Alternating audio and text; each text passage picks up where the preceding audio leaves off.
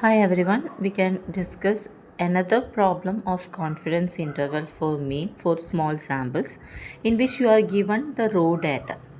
Okay, so by using this raw data, we can find the confidence interval. So you are given that the processing time of 7 machine.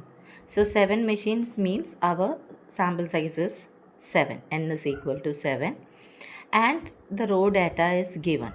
So we have to find out the sample standard deviation and sample mean. So the formula for finding sample mean is sigma xi by n, that is total of observations divided by total number of observations.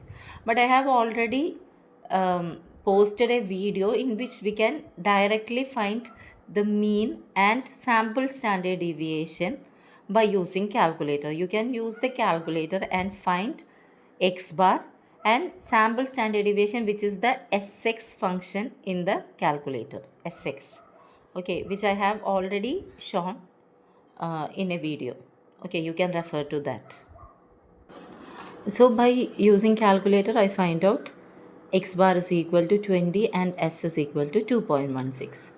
Now what is our confidence interval for mean for small samples? So this is the confidence interval for mean: x bar minus t alpha by 2 n minus 1 s by root n, x bar plus t alpha by 2 n minus 1 s by root n.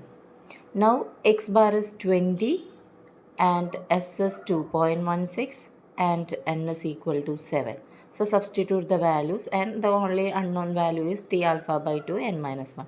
We can get this value from the table. So this is 99% confidence interval. So our alpha is 1%. And corresponding to n minus 1 degrees of freedom, we can refer the value. N minus 1 will be 7 minus 1, that is 6. Now let's see what is the value. So this is the table. So I have already mentioned in the last video that we can refer to the table corresponding to two-tailed test, and 1% comes here.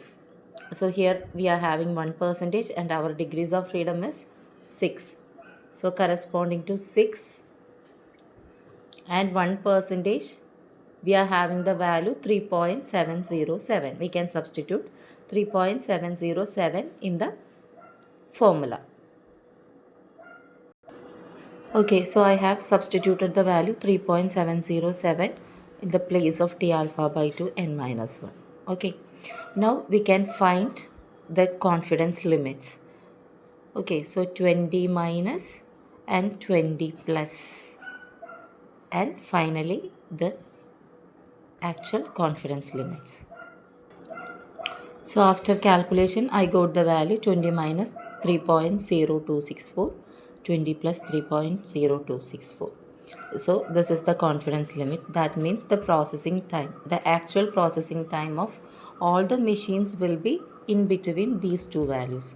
This is only for the 7 samples and we are finding the process time for all the machines. Okay, so that is what we are doing in confidence interval.